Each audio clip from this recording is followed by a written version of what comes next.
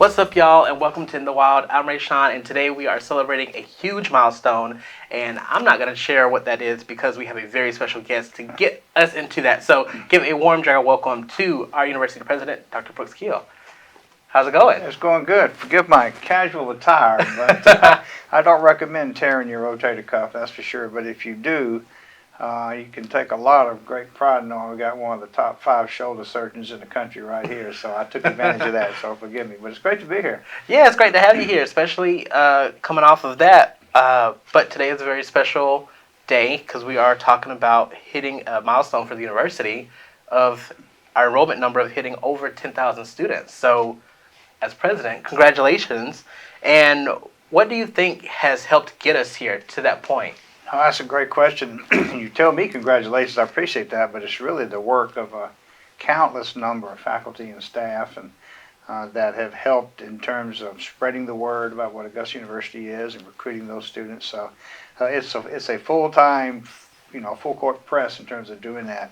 Our official number is 10,456.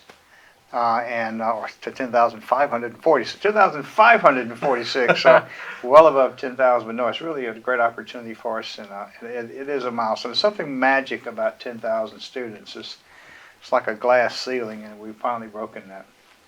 And with other universities just across the nation struggling to maintain or increase their enrollment, we've been steady being able to grow for several years now. What do you think has been so special about the university during this time? No, that's a great point, and you're right. We've had a roughly 3% year-over-year increase in enrollment going back to 2015 when I first started here. And this past semester was around about 7% increase this fall compared to last fall. Overall, if you go back to 2015, up until today, we've had a 25% increase in enrollment altogether, and it's absolutely phenomenal. And as you say, that's all universities can't claim that. We're one of the few in the system that have really had a continuous increase in enrollment. And I think it says a lot about this university. It says a lot about the reputation of the university. When so many students see this as a destination campus, which is really what we have been striving to do. A couple of key points. It's not just the number, but it's the quality of the students is increasing. And it's where the students come from. We will always be Augusta's university, and providing that training opportunity for the sons and daughters of the CSRA is very, very important to us. But right now, greater than 50% of our freshman class comes from outside of the CSRA, many of them from Atlanta, not a big surprise to you there, but I think it really shows that the reputation of the university extends well beyond the confines of the central Savannah River area and truly does represent a destination campus for students across the entire state. What has that been like for you as president to see that consistent enrollment ever since you stepped foot on campus again? Well, it's nothing makes me more proud of that fact, and again, it's because it's not a single person or a single office or a single thing that we do. It really is the entire university getting us to a point where we have that reputation, where we have that magnet, if you will, that's going to be drawing those students in. So it just says so much about the entire university, what we offer, the reputation we have, the type of students we bring in, and that's something that's been very, very proud to be part of. And shifting to looking ahead a little bit, so part of our university's strategic plan is to have 16,000 students by 2030. So obviously we're making great strides in doing that. But can you outline any initiatives that will kind of help us get to that point? No, that's it's hugely important. I made a comment at a town hall I was having one time. Gosh, it's probably been 3, 4, maybe 5 years ago. And I said, we have the capacity on this campus to get to 16,000 students. We ought to see if we can do that by the year 2030. And it just took off like wildfire. That was sort of a rallying cry, I think, for the whole campus. It brings with it a lot of challenges. There's no doubt about that. It's not to try to hit a number, as important as that target is. It really is an opportunity to keep us focused on bringing those students in here. So, if we don't reach 16,000 students by that year, I won't be too upset about that, because we're continuing to increase and we're making momentum, and we continue to move ahead. The downside to having that number of students is that you have to have in place all the things that our students want and need. You have to have dormitories, you have to have dining facilities, you have to have the faculty to teach the students, because as we increase the number of students, one thing we want to keep a very careful eye on is that student to faculty ratio. We want to have the smaller classes than you might see at a very large university, and that means we have to keep pace with the students coming in. We have to keep pace with faculty that we're bringing into. So we're really focused on doing that now. Yeah, I do feel like as we continue to grow, we're still focusing on quality and not just quantity. Exactly. But there are been some advancements, I feel like, to help get us there. So with AU Online, like officially launching this semester, that has been great as well with their start. School of Public Health. Yeah. And something really cool for me was esports. We had our new arena. So do you want to talk a little bit about that celebration and how that launch came together? Yeah, if you'd asked me 10 years ago, would you have video games as part of an athletic conference, and I said you're crazy.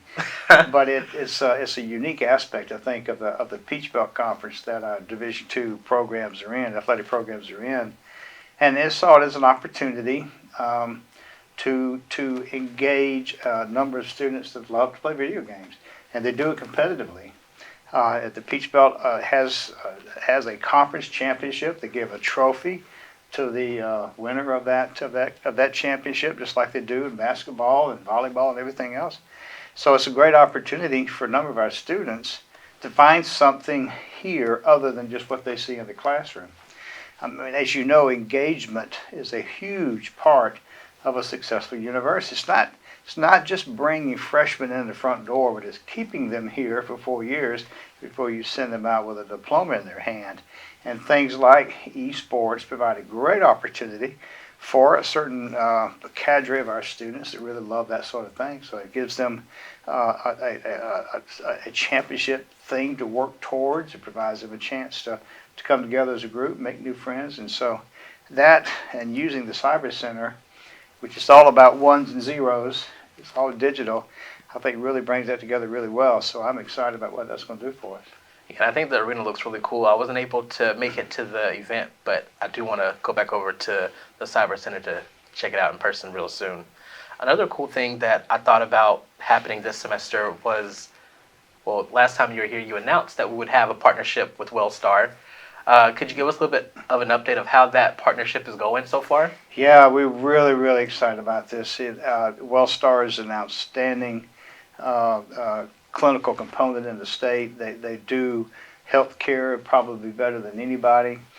Bringing them in as a partner, it gave us an opportunity to provide financial security for the health system, for the hospital, which of course is the classroom for our medical school.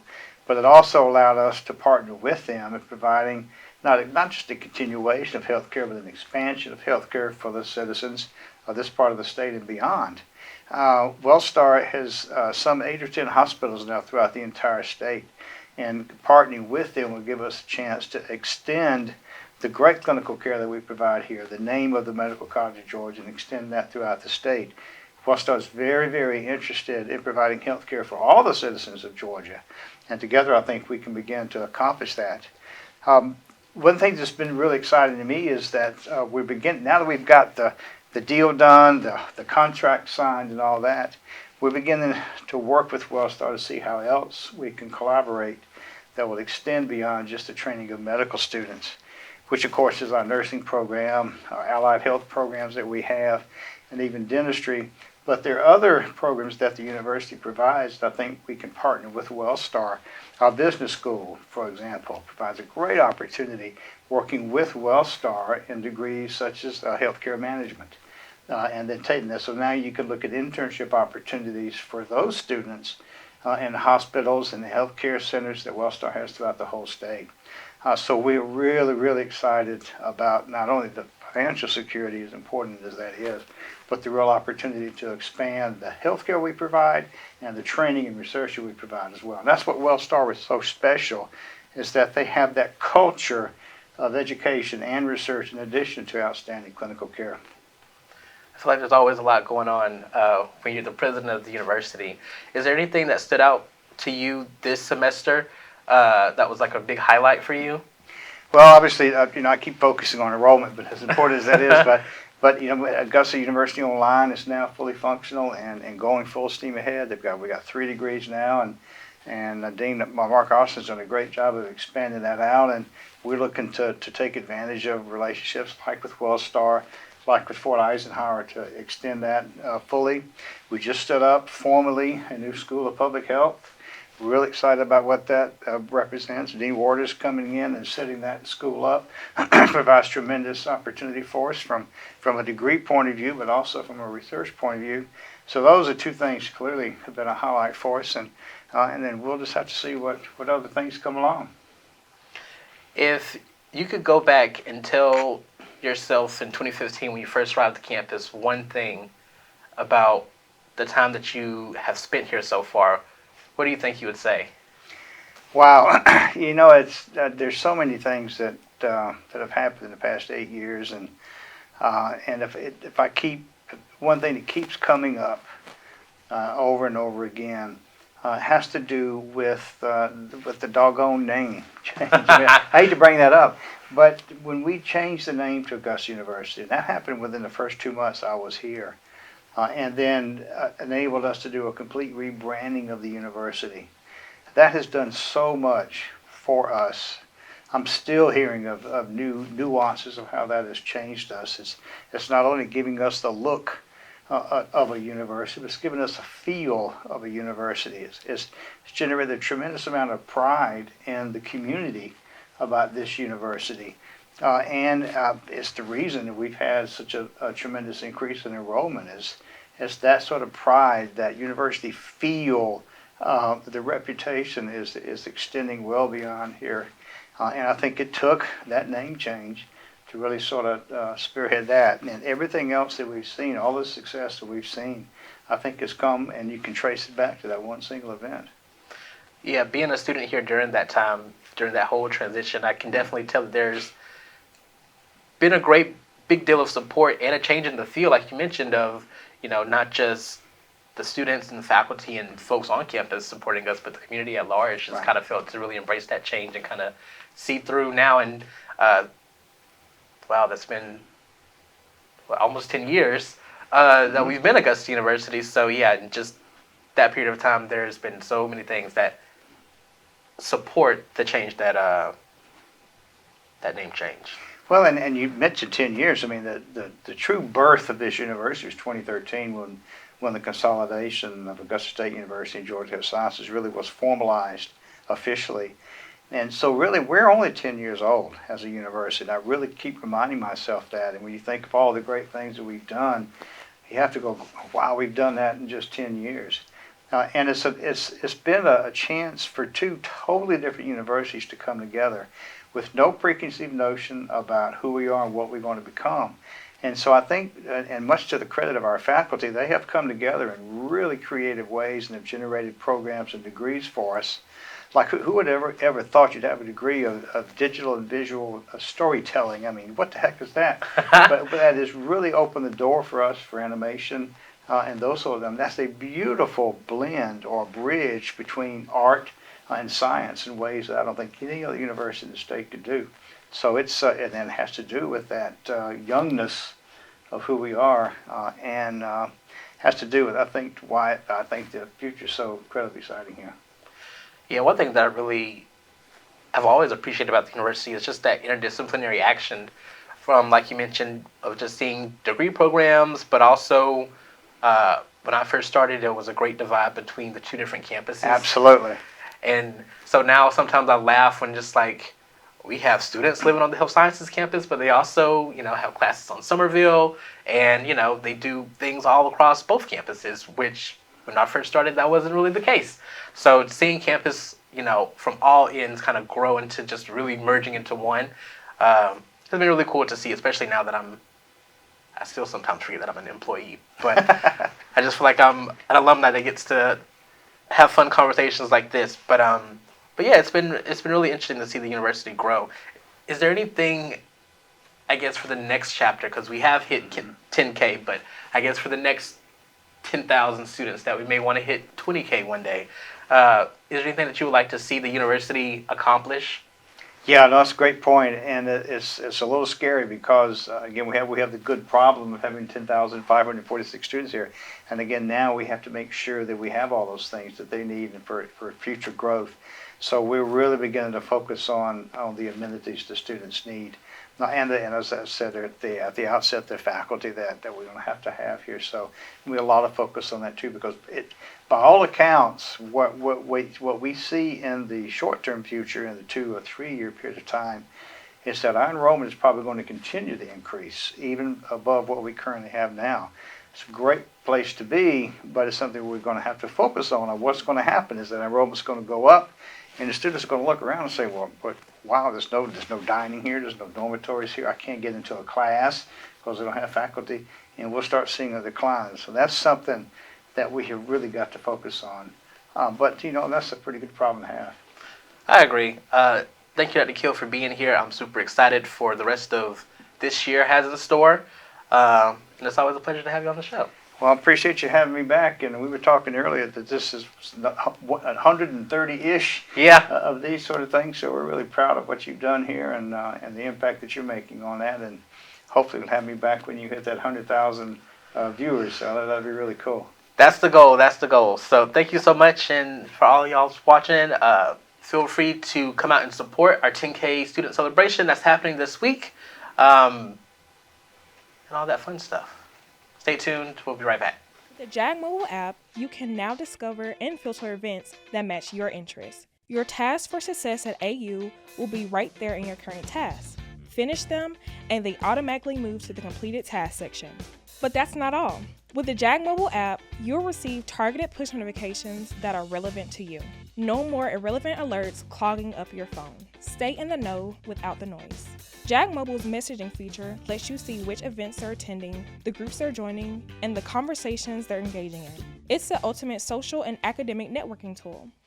Welcome back, y'all, to In the Wild, and joining me for another round of Pardon Our Progress is our AVP for Campus Services, friend of the show at this point. So give a warm general welcome to Dale Hartenburg. Well, thank you, Ray Sean. It's great to be here. Yeah, it's always great to have you back. So just get us started with what's happening in your neck of the woods, because there's always many of things happening with y'all. Certainly, and it feels like it's been a while since I've been here. Yeah. I think the last time we had a conversation was probably all the way back in spring semester early on, and at that time we were talking about parking deck, and we see things coming, and we got changes in this and that. And as you know, as we rolled into fall, some of the things that happened with student housing, just some of the way the campus responded to that, really just shifted a lot of stuff. And even for focus for my areas, for the folks in student affairs, really was a challenge, sure, for the campus, but it was a great opportunity for the university to show how flexible it is, and for everybody to kind of rally around it and address all the challenges that went there. But here we are now, November, and we are staring at we're really looking at closing Lot 1 here in about 3 weeks for the start of the construction of a new parking deck. Woo-hoo. So back in August, the university system and the Board of Regents, they approved the financing plan, which was the final piece of approval needed. And so when we received that, we had to go out and had to take some financial action. We had to sell some bonds, do some other things to pay for the facility. But the general contractor will be on site December 15th, and they will start the prep work, the site work for that facility. The new parking deck has 1,350 spaces. Oh, wow. Okay, to put that in context, there are really only about 1,600 or 1,800 spaces on the health science campus, depending on which lots you include in there. Okay, so we're increasing capacity on the health science campus by a full 60%. It will take about 12 to 15 months to finish construction. And during that time, the students who use Lot 1 are going to be reassigned to other locations on campus. Our graduate and professional students will have a couple reserved option parkings, Our undergraduate students who use Lot 1, they'll be parking out at Lot 38. The new deck, once it's constructed, it will be open to students, faculty, staff. All right, it'll be available really because of the size of it. It'll help relieve a lot of the parking congestion and, kind of that, looking for a spot, rushing around for a spot. Okay, I'm late for class. I'm going to go park in this reserve spot, So hopefully a lot of those things will go away once the deck is opened. I'm looking forward to it. Like I said, they'll be on site in December. And for about the first 3 or 4 months, they're really just doing prep work. Okay, they're going to clear the site, remove remove the existing lot, bring in some heavy equipment to put in the foundations, and then beginning about February or March, they will start bringing in what's called precast concrete pieces. So there are approximately 675 pieces to this parking deck, and they'll be assembled in place. And so over time, from March until about the end of 2024, you'll see this building be assembled right there next to Elm Hall. So we, for some longtime employees of Augusta University like myself, I can remember back to conversations probably in 2003, 2005 about, hey, we need a new parking deck. So here we are 20 years later, and it's exciting to see some of these things come to fruition. So I'm sure there are folks who are like, we should have had it a while ago, right? But it will be good, and it will be very helpful for our campus. So with that new parking deck, will some of the gravel lots currently on the Health Sciences campus, will those go away, or they'll still be there? Is there a plan for those? Right. So right now, especially back up a little bit to the point in time where the university and WellStar separated. Okay, the parking office used to kind of manage both sides of the fence for a very long time, and now we're only focused on the university. And so the lots that we maintain for university students and staff, we're going to keep those in the rotation. We don't have any plans to shut anything down or to kind of reduce the scope of parking, if you will, because we understand that, even when you put the new deck in, okay, it's going to be in a corner of campus. The way campus is configured, it's just not suitable to putting the deck. And really, when you talk about campus design and thing, you wouldn't want to put a big old ugly not ugly, but you wouldn't want to put a gigantic parking deck in the middle of your campus. So we're going to keep all of our perimeter lots as well. We will still run our campus shuttle system between the campuses, right? We're not all of a sudden expecting students to be like, oh, hey, we got this big lot, you're a commuter now. No, we still want to be mindful of transit in the most efficient way to move students and staff back and forth between campuses. Yeah, can you talk a little bit about transportation and transit? Because I know there's been a lot of shifts going on this semester. Sure, and a lot of this semester's changes go directly to supporting the students who are in off-campus assigned housing. So we had to make a lot of adjustments at the beginning of the semester. Our transportation partner is working with the developer who manages, Oak Hall, and so they've worked out a number of routes that service all of the hotels and all the apartments. Those shuttles are running about 16 hours a day for those students living there to make sure they can come to campus, both to get to class as well as any time, during our dining hours that they're open. So understanding that the shuttles were running from campus to all the hotels, we modified the Blue Route a little bit so that it could focus on getting students from the Health Science campus up to Somerville and then out to Forest Hills, if you will. And so those changes are in place. Again, we have 3 weeks left on that. Once we roll into spring semester for 2024, you'll see the more traditional shuttle route where the Blue Route will run from Christenberry at our farthest west point all the way down to the Cyber Center. We did find something very successful this year as part of all the changes, and that is we switched our transit system to a time stop, meaning at 12:15 the bus is going to be at this stop. Okay, and so students could look through that all day and see, okay, I know the next shuttle is supposed to be here. First one is here at 12:15, the next one's going to be here at 12:22. We found that we had a lot better satisfaction from our students, just because it was, and our bus drivers even liked it because it was much more reliable for them. They could understand, hey, it's, this is my next stop. And then what the driver did is the driver didn't just leave right away. The driver would wait until the stop time and then go. So we kind of did a pilot. We sort of had to do it because of all the changes, but it was, we were learning as we did it. But now that it's in place, we're excited about using it again for the spring. Yeah, and how do you go about getting that feedback from students about what's working well, what could be improved, or just whatever ideas they have? Yeah, so it comes in many different ways. The first way is my team and I, we actually go ride buses. Okay, so, I'm sitting here with my watch or my phone and I'm saying, hey, we're supposed to have something, and I'll get on and ride and ask students questions. But that's, not the most, I'm not on every shuttle. Of course, I'm not here, 8 o'clock at night when a student's looking. So the mobile app, Passio Go, actually has an instant feedback option in there that students can give us feedback. We always ask that a student include, what route, the day and the time, things like that. Our software allows us to go back and check on things and understand why. Why was the shuttle late? I will tell you, with sending so many buses downtown for the fall, the trains and the road construction have become our two biggest nemesis to being on time. It's just something, and when you're a student waiting at a bus stop, you don't see the train, running, 3/4 of a mile away. So, it's just something you're not looking for, and so it helps us just explain. But yeah, feedback is how we make the service better. So in addition to that, we always just say, hey, just email us. All of our departments, you can find the departmental email through the website, and that's the best way if you don't have a mobile app access to get in touch with us. So I feel like with your role, it really kind of keeps you on your toes all throughout the year because you're kind of getting feedback from everybody, and just with the nature of the areas you oversee, there's always kind of something going on. There is, and sometimes it's just, the cycle, right? You have busy times at the start, you have, exams, you have all these things, and so you get into different pieces.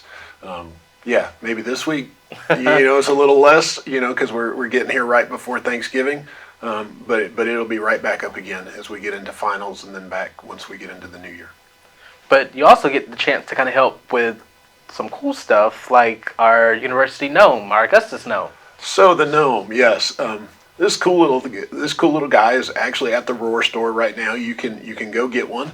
It's actually a project that comes out of our community outreach folks. They're looking at it as how they partner with local retail and some other things. But we do have a limited run that's currently on sale at the Roar store. Sorry, we don't have one here today for you. Maybe you can throw in some feed with the image. But it is an Augustus Gnome, and they're available. If we do sell out, we'll look at getting some more. But right now they are for a limited run here at the university. Yeah, I got one, and I was super excited because I got to see what it looked like in advance. I was just like, any day now, so I was able to snag one at the brewing queue. I was one of the first ones, and I was super excited. And I noticed that they're numbered too, which was really cool. So everyone that gets one, you kind of know how limited they are because you get to see one out of whatever batch it was, which is really cool. It is. But in addition to having the gnome at the Roar store, there's been quite a few changes with the Roar store. In the old days, you and I probably know it as the campus bookstore, right? But I go look, if you were to walk in the store, you're not going to find a single textbook. So we're partnered with a company called Textbook Brokers, and we do all of our textbook ordering online. So being, mid-November now, students are able to go in and they're actually able to order for spring semester. They can use their spring financial aid to pay for their books, and they will be shipped to campus and here when you come back in the spring. We also did a sort of like a little test in the fall for a new program called Inclusive Access. And this is a program that's really kind of the next step when you talk about how textbook publishers are approaching providing materials to students. And so what this does is now, when you register, say, for college algebra, your entire homework platform is available for you on the first day inside of D2L. And so students just log in and it's there. You don't have to worry about, do I got to go get an access code? Do I have to find this? It's just ready and waiting. Now, it's a textbook, right? So there's still a cost involved, but there's a well discounted cost that is now included as part of your tuition and fees rather than being an extra fee that you have to go pay cash out of your pocket for. I think that's going to be game changing because as a current grad student, still having to buy textbooks or rent textbooks, having it right in the software in the platform makes everything more convenient because you don't have to worry about having a separate device or clicking through all these extra tabs. It's kind of all in one house. So that sounds like a great idea. And I'm very thankful to the folks in the faculty in the College of Science and Math who kind of helped us pilot this fall. We dealt with a great group of faculty in math and again in biology, and they helped us kind of learn. They learned along with me, because it was very new in terms of an entire industry. And so my appreciation to them for helping us, get a solution that works, one, well for our students, but two, in the end, it also saves them money over the traditional way of buying textbooks. So how will students know that their textbook is available in that system? So there's a couple different ways. The first is when you register for a class, there'll be a little note in the course that you're taking. It'll say textbooks provided inside of D2L. Okay. Students always have the ability to opt out, meaning say I bought the access code for like for biology 1107, that book is also used for 1108. So you can opt out of having to buy the book or pay the fee a second time because you already have it. So like I said, that comes when you register. Then when you get closer to the start of the semester, there'll be a series of emails that students receive saying, hey, we see that you're registered for this biology course. Your course materials are included. Just log into D2L to get access to them. I think that's going to be awesome. Are there any other, future developments that you're really excited about for 2024? It's crazy to think that we're gearing up to be in it. It is. Some of the things we're looking at, we've got some projects where we continue to make upgrades around campus dining. We are currently working through a project with our campus library to understand how to best use, there's a small space in the front of that building, how to best use that and potentially as a future campus dining outlet.